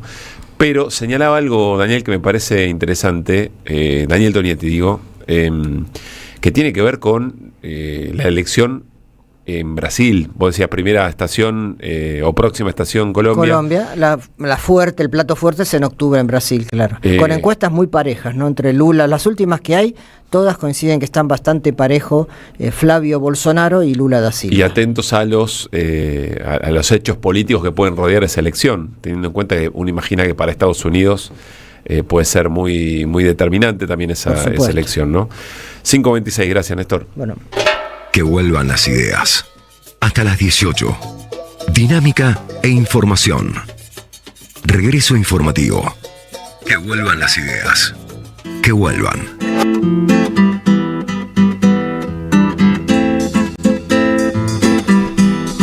5:26, Luispa, ¿con qué seguimos de lo local? Bueno, vamos a detenernos en algunos conflictos que tienen que ver con los trabajadores, con lo sindical y con la situación de las empresas en la Argentina. En este caso, puntualmente, hablemos de Lácteos Verónica. Se conoció su situación muy, pero muy complicada. Suspendió parte de la producción, debe salarios, redujo jornadas. En concreto, la firma le comunicó a sus más de 450 trabajadores que hay una ruptura de la cadena de abastecimiento, muy bajos niveles de productividad, y a partir de eso dispuso la reducción de la jornada laboral de 8 a 4 horas, por lo menos hasta abril. El argumento es que de esta manera quiere preservar los puestos de trabajo. Por supuesto no paga el 100, ¿no? No solo no paga el 100, debe los salarios de enero y febrero. La situación es muy complicada, tiene cheques rebotados, debe también la segunda cuota del aguinaldo. En cuanto a los cheques rechazados, el Banco Central informa que tiene 13.400 millones de pesos en cheques rechazados. Tiene una situación muy compleja. Hace algunas semanas se habló de la posibilidad de la venta de la empresa Verónica a otros grupos con composición extranjera. Desde el sindicato llaman la atención sobre este punto. Se preguntan hasta dónde la situación, si bien la situación es de crisis, hasta dónde se justifica estas medidas o cuánto quieren sanear la empresa en términos empresariales. Esto quiere decir echar trabajadores o arreglar retiros voluntarios para poder venderla en mejores condiciones. Este es uno de los temas, y no quería dejar de mencionar la presencia de Abel Furlan de la UOM, Rodolfo Aguiar de ATE y de Daniel Jofra de Aceiteros. Todos ellos integran y son de alguna manera, si bien no tienen una institucionalidad como tal, pero integran el Frente Sindical Unido, el FRESU. Son 3 dirigentes de ese espacio político sindical, llamémoslo, agrego la palabra político, porque están ubicados en una línea confrontativa con el gobierno, mucho más marcada que la CGT. Hay una decisión política en ese sentido, y están acompañando a los metalúrgicos de Tierra del Fuego, que están hoy en plena jornada de paro, allí fundamentalmente en Río Grande, donde está instalada la empresa Aires del Sur, que, como ya sabemos, está en movilización, está movilizada por los despidos. Así que estos 3 dirigentes, ninguno de ellos es triunviro de la CGT, vos me ibas a preguntar. ¿Alguno de ellos es además conducción de la CGT? Bueno, integran una conducción amplia, pero ninguno es secretario general de la CGT. Abel Furlan, Rodolfo Aguiar y Daniel Jofra sí viajaron a Tierra del Fuego a acompañar a los trabajadores en su movilización y en el día de paro. Gracias, Luispa.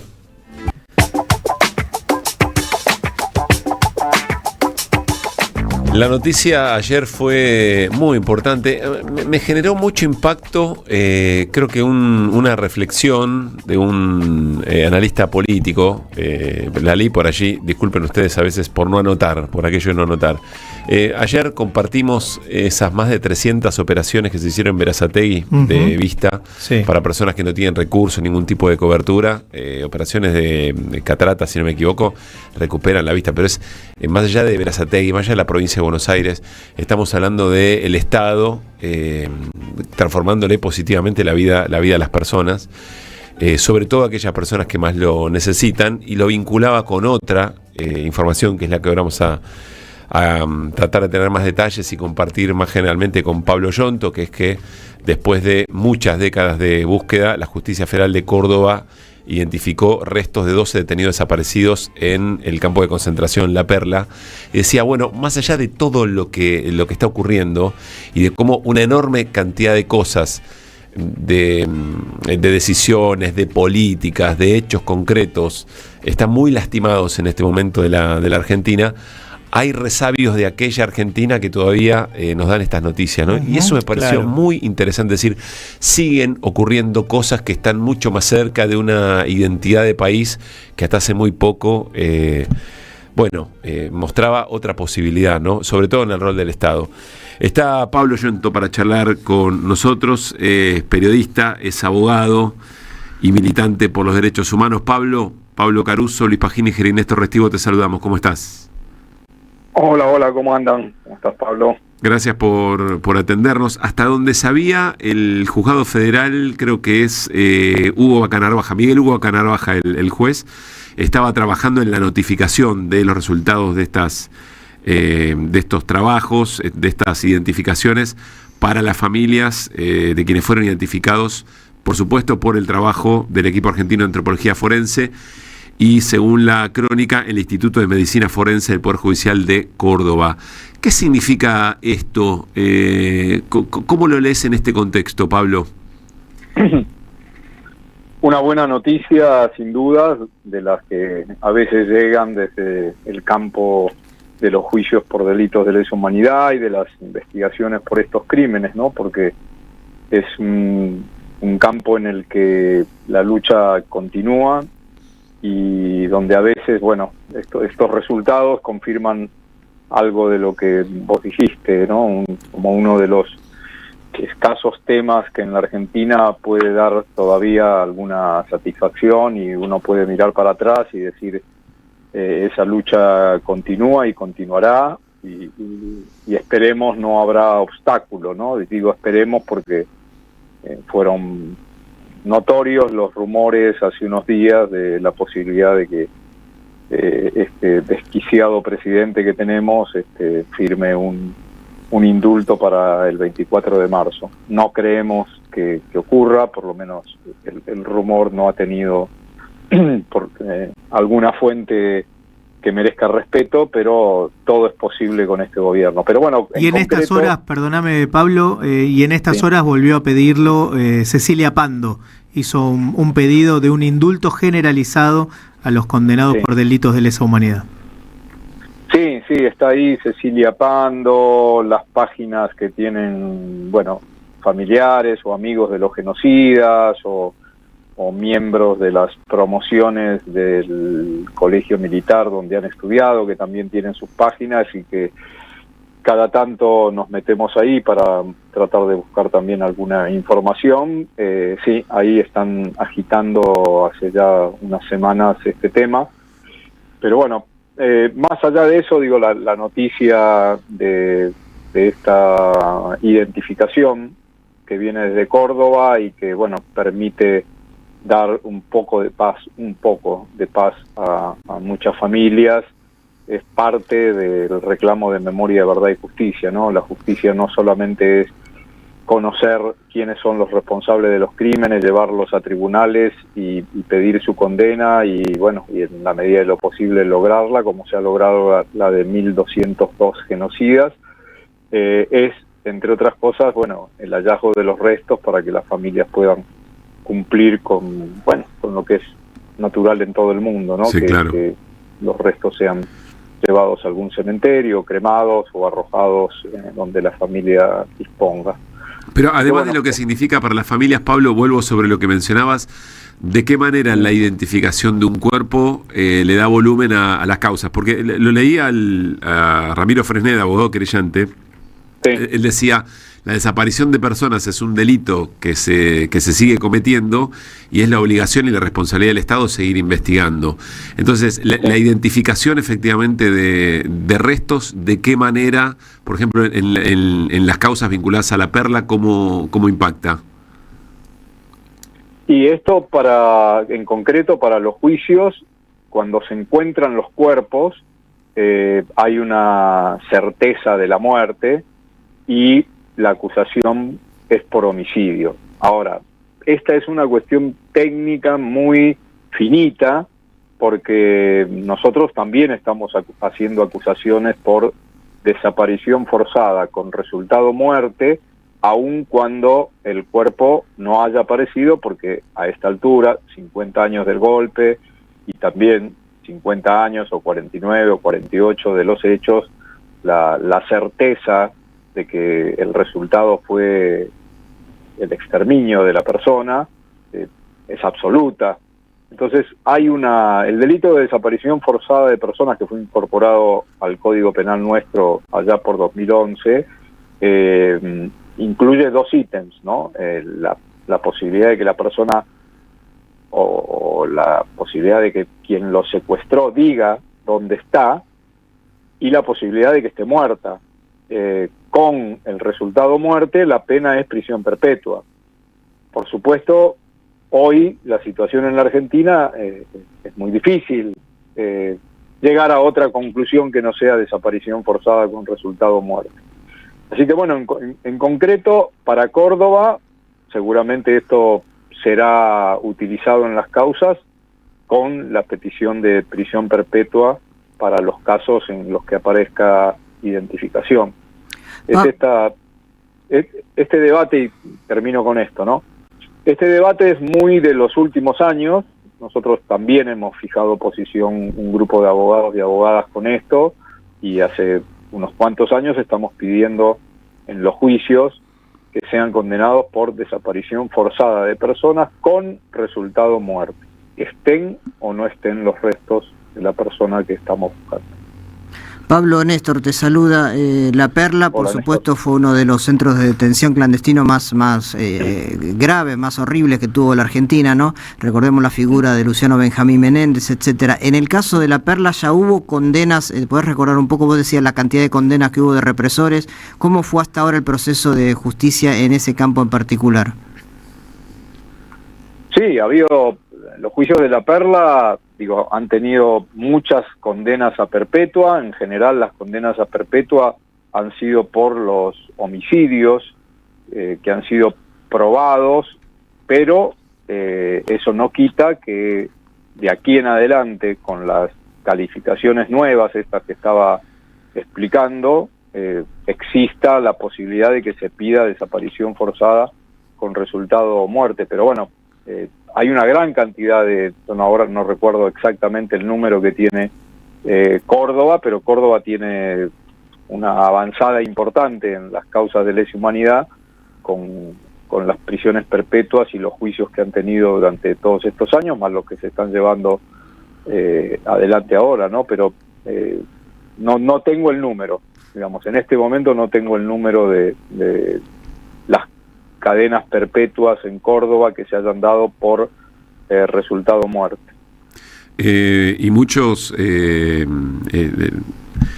enterramiento parece ser, ¿no? El elemento de desaparición en La Perla. Sí. En general, los vuelos de la muerte, por lo que tenemos hasta ahora, no queremos nunca afirmar todo como si estuviera resuelto en su totalidad, ¿no?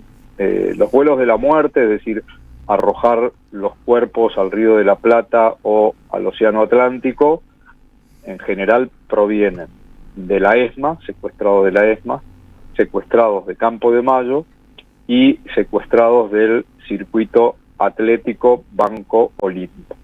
Esos son los casos que hasta ahora están probados a partir de la aparición de esos restos desde la localidad de Punta Indio hasta la última playa que tenemos hasta ahora registrada, que es la playa de Villa Gesell.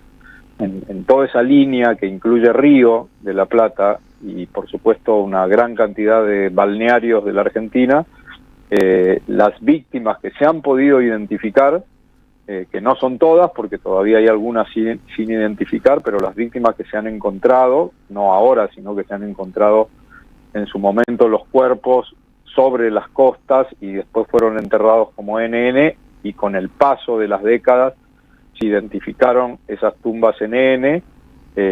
Las víctimas identificadas provenían de estos centros clandestinos que te nombré recién. No tenemos registro de vuelos de la muerte de personas que hayan permanecido cautivas en La Perla o en algún otro lugar de las provincias, ¿no? En general, en las provincias el método de exterminio fue el fusilamiento y el enterramiento como se está probando en Santa Fe, como se está probando en Tucumán, como se está probando en Córdoba, en lugares cercanos a los centros clandestinos.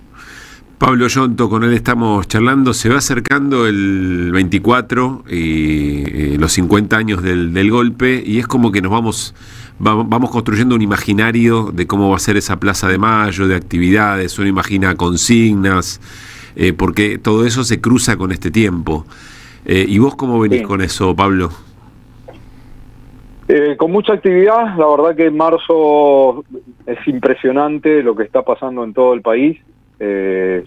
Las movidas que hay, sobre todo porque los organismos de derechos humanos, que ya no son los 8 organismos históricos, sino que son centenares de organismos de derechos humanos que se fueron creando en estas últimas décadas en la Argentina. Casi no hay pueblo ni ciudad en la Argentina que no tenga 1, 2 o 3 organismos de derechos humanos, y están haciendo una cantidad de actividades impresionantes. Todos los días hay 4, 5, 6 actividades, y además se está preparando la gran marcha con, entre otras cosas, el bordado de pañuelos, que es una actividad increíble que está ocurriendo en todo el país. El bordado de pañuelos con los nombres de los desaparecidos y las desaparecidas, que creo que va a ser una imagen de altísimo impacto el 24. Se están sumando, organizaciones y colectivos que creo que van a resultar en la marcha más grande de estos 42 años de democracia. Creo que la consigna es fuerte y va a motivar una movilización muy distinta y muy sentida, ¿no? La consigna es que digan dónde están, ¿no? A 50 años del golpe. Y esto tiene que ver, con el tema con el que empezó esta charla, ¿no? Sí. Que es la respuesta que están esperando las pocas madres que quedan, los miles y miles de hermanos de desaparecidos que viven, los miles de hijos e hijas de desaparecidos que viven, los miles y miles de nietos y nietas de desaparecidos que viven, ya hay bisnietos de desaparecidos, y creo que la multitud y la inmensa mayoría de la sociedad argentina, pese a Milei, pese a que ha votado a Milei de nuevo el año pasado, dándole ese margen que nos impactó a todos, pese a todo, yo estoy seguro que la inmensa mayoría de la sociedad argentina coincide con estas consignas de memoria, verdad y justicia, sobre todo con juicio y castigo a los culpables, y con esta consigna que va a sonar cada vez más fuerte cerca del 24 de marzo, es que digan dónde están. Pablo, déjame hacerte una última consulta. Salió en una charla familiar el otro día. No solamente el traspaso generacional, sino también el impacto de la pelea cultural que dan las ultraderechas y sobre todo aquí el gobierno de Milei respecto de nuestro propio terrorismo de Estado. ¿Vos dirías que hay más y mejor transmisión generacional respecto de lo que significó el terrorismo de Estado? ¿Es peor? ¿Cómo la caracterizarías, digamos? No puedo desconocer la dificultad que implica la suma de nuevas generaciones que están a muchos años de distancia de los hechos. Claro. Eso es una realidad, digamos.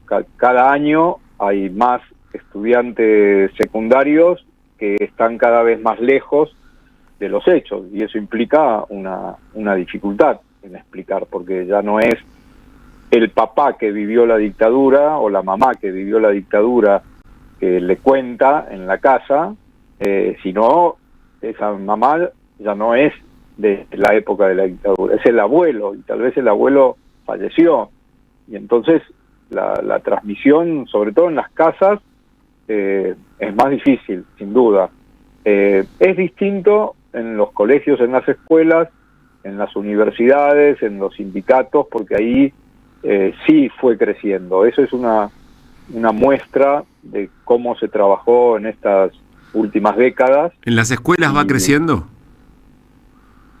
Sí, yo creo que estoy seguro que sí. Si lo comparamos con la década del 90, donde era muy difícil que en una escuela se hablara de estos temas, sí, sin duda, porque el trabajo que se ha hecho, por supuesto, no desconozco todo lo que está pasando y a veces persecución que hay a docentes porque algunos directores de escuela o directoras de escuela o autoridades o ministras de educación de algún lugar creen que hablar de lo que pasó en la dictadura es adoctrinamiento. No desconozco eso, pero son minorías. En la mayoría de las escuelas y la mayoría de los gremios docentes se trabaja el tema y por supuesto hay docentes que lo llevan muy a fondo, docentes que lo llevan más o menos y docentes que no hacen nada y miran para otro lado, pero creo que son minorías. Es muy difícil encontrar un espacio educativo donde el tema del 24 de marzo y de lo que pasó en la dictadura no se haya hablado. La Argentina es muy sólida en ese sentido, ¿no? Es muy fuerte, por ejemplo, lo que hace SUTEBA en la provincia de Buenos Aires.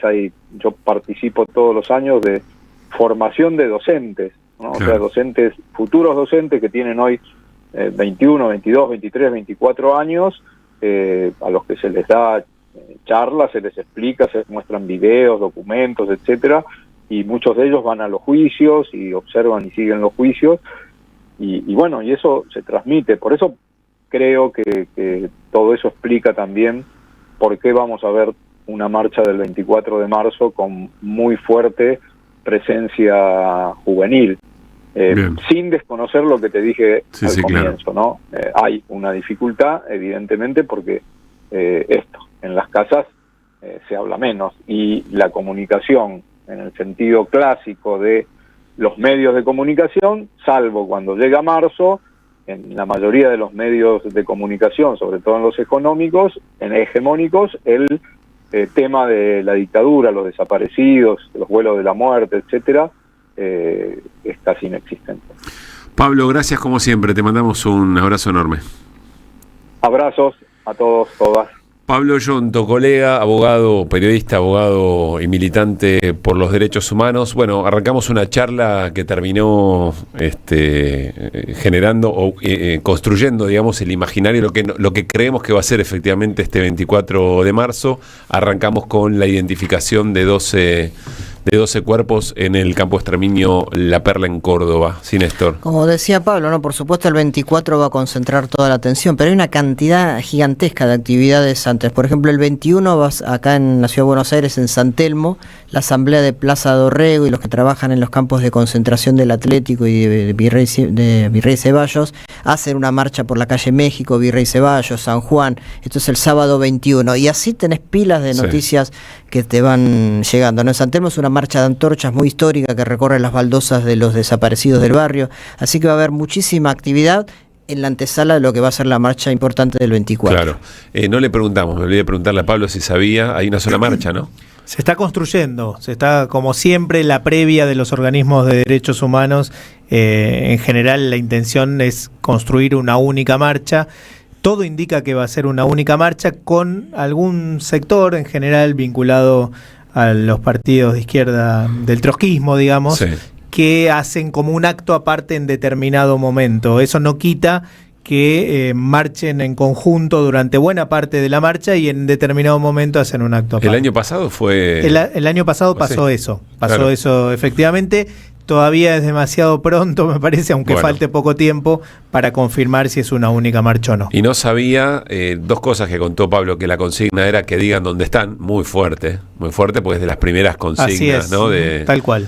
De las movilizaciones y de los primeros reclamos de organismos y de las madres, y que se están bordando 30.000 pañuelos. Bueno, esos pañuelos con los nombres de desaparecidos. Pero además, como bien decía Pablo, hay muchísimos organismos de derechos humanos en todo el país y todos están impulsando ese bordado. Sí. Y entonces te encontrás, y se puede seguir en las redes sociales, búsquenlo porque es hermoso verlo, como militantes de distintos espacios que a lo mejor no están vinculados a un organismo de derechos humanos necesariamente, se suman en ese bordado. Y hay cosas, por un lado, muy emocionantes, pero también hermosas que vale la pena ver y mostrar. Por eso en las redes uno tiene esa posibilidad. 5:50. Que vuelvan. En este reino del revés, donde un ladrón es vigilante y otro es juez, hay una radio que nunca se apaga. Prende la radio. Prendete. AM530. 20 años.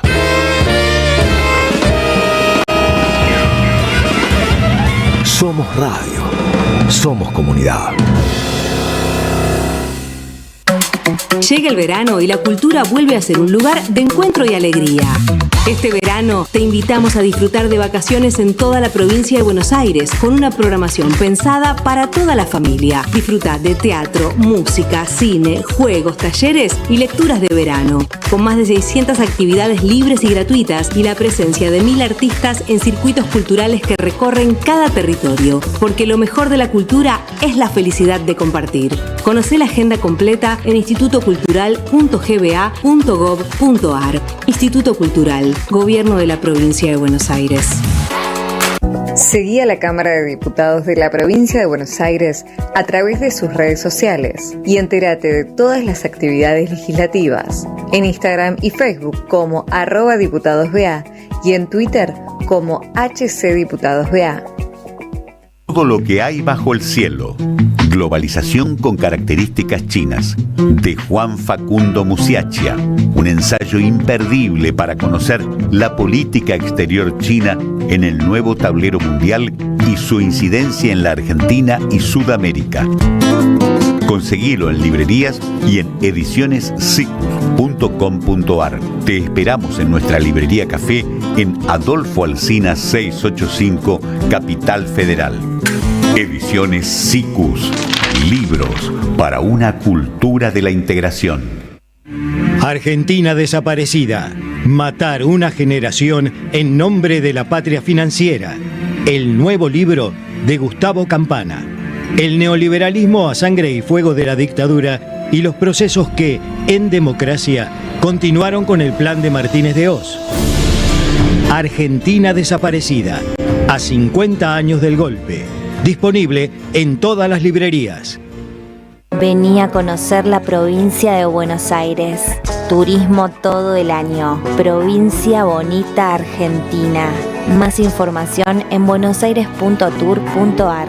Gobierno de la provincia de Buenos Aires. Los jueves a las 22, Osvaldo Quiroga te espera en El Refugio. El Refugio. Un espacio para descubrir, disfrutar y vivir la cultura. AM530. Construimos comunidad. Buscamos la verdad siempre. ¿Sabías que estás increíblemente cerca de una de las catedrales más importantes del mundo? ¿De un teatro a la altura de la Scala de Milano? ¿De un museo de ciencias naturales tan impactante como el Smithsonian de Washington? ¿De un parque infantil que inspiró al mismísimo Walt Disney? ¿Y de la primera ciudad planificada de Latinoamérica? Sí, todo eso lo encontrás en La Plata, además de una increíble gastronomía, los mejores planes y plazas diseñadas para enamorarte. Redescubrí La Plata. Estamos acá, increíblemente cerca. Municipalidad de La Plata. 11-11, el periodismo con opinión que faltaba en la televisión. De lunes a viernes, 21:30, 11-11, por AR12, periodismo con opinión. Saverio el Cruel, el clásico de Roberto Art, se presenta en su tercera temporada con dirección de Gabriela Villalonga. La crueldad, la violencia y la farsa en el seno de las clases dominantes. Un material necesario para reflexionar sin perder el humor sobre quién es realmente el cruel. Saberio el Cruel, desde marzo, todos los domingos a las 17:30 horas, en el mítico Teatro Pairó, San Martín 766. Tronador, agua mineral, botellones y dispensers para el hogar y la oficina. Hacé tu pedido al 4201-2627 o mandanos un mail a info@aguatronador.com.ar. Tronador, agua de mesa envasada. 12 de octubre 632 en Avellaneda. ICBC. El futuro nos inspira. Gracias, mami. Escuchar este mensaje te toma más tiempo que abrochar tu cinturón o la sillita de tu hija o hijo. Un clic que salva. Ministerio de Transporte, Gobierno de la Provincia de Buenos Aires. Que vuelvan las ideas. 5 de la tarde, 56 minutos. Mañana jueves 12 de marzo se va a realizar en Plaza Congreso el festival Revelando la Libertad. Es un encuentro cultural para pedir verdad y justicia por el fotógrafo Pablo Grillo. Recuerdan ustedes, hace exactamente un año, será mañana, gravemente herido en el 2025 mientras cubría la protesta de jubilados frente al Congreso. La protesta que tenía acompañando además a las hinchadas del fútbol argentino. Van a actuar la Versuit, Willy Bronca, Ariel Prat, entre otros artistas, y tenemos un audio del propio Pablo Grillo invitando. Escuchen. Hola compañeros, acá les habla Pablo Grillo. Los quería invitar mañana a las 11 de la mañana al Hospital Evita. Se va a hacer una muestra fotográfica y un par de cositas más. Y después a la tarde, después de las 5, se va a hacer un encuentro musical en Congreso. Aguante las madres y abrazo para todas. Invitación especial de Pablo Grillo para la audiencia de la 530. Bueno, allí estaremos en cobertura, claro, o en cuerpo, ¿no? Bueno, nos estamos despidiendo. Algunas informaciones de último momento. Me llama la atención La Nación respecto del análisis de Martín Rodríguez Yebra, uno de los analistas de quienes escriben opinión en La Nación. Dice: con la nuestra, Adorni, su esposa y la doble vara de la austeridad. Lo señalo porque apuntan, ¿no? Evidentemente. Bueno, Néstor, ¿qué nos quedó de Colombia? Quedó ayer y hoy para cerrar la información. Hubo elecciones legislativas el domingo pasado en Colombia. Recordemos que hay presidenciales el 31 de mayo, al menos primera vuelta, y da un panorama de cómo viene la disputa, que también es fuerte entre la derecha y la izquierda colombiana. El pacto histórico, que es la alianza de izquierdas en la que se referencia el presidente Gustavo Petro, le fue bastante bien en el Senado, subió de 22 a 25 escaños, sacó 22% de los votos y es la fuerza que más sacó. El uribismo, en cambio, le fue bastante mal, que es la derecha dura, digamos. En diputados fue más parejo, ahí le fue, sobre todo le fue bien al Centro Democrático, no es el Centro Democrático, ese es el partido de Uribe, al centro, digamos, ideológico, que más bien de derecha, le fue mejor que a las posiciones más de izquierda-derecha. Pero en general hay una buena lectura y hay una expectativa positiva para las elecciones de mayo. Recordemos que Petro no reelige. No reelige, y bueno, y también se eligieron quiénes van a ser los candidatos. El pacto histórico ya había decidido su candidato, que es el senador Iván Cepeda, así que no participó de esa interna, tampoco participaron otros candidatos. La derecha dura sí, se juntaron 9 candidatos que compitieron este mismo domingo y como se preveía, ganó Paloma Valencia, una joven muy uribista, así que ella es una de las posibles contrincantes más importantes que va a tener Iván Cepeda. Y en el centro emergió también con bastante posibilidades Claudia López, que fue alcaldesa de Bogotá y que aparece entonces bien dividido en izquierda, en centro y derecha, lo que va a suceder en mayo. Recordemos, el 31, la elección por la continuidad o no del proyecto de Gustavo Petro. Muy bien, Néstor, ¿algo más? La pregunta es a quién le saca votos ese centro, ¿no? Sí, digamos, si a la derecha o a la izquierda. Habrá que ver, en todo caso, tiene muchas posibilidades el pacto histórico, como mínimo, de pasar una segunda vuelta. Muy bien, bueno, nos estamos despidiendo. Se están jugando muchos partidos en este momento. Les menciono los 3 más importantes. El Real Madrid le gana 3-0 al City con 3 goles de Valverde.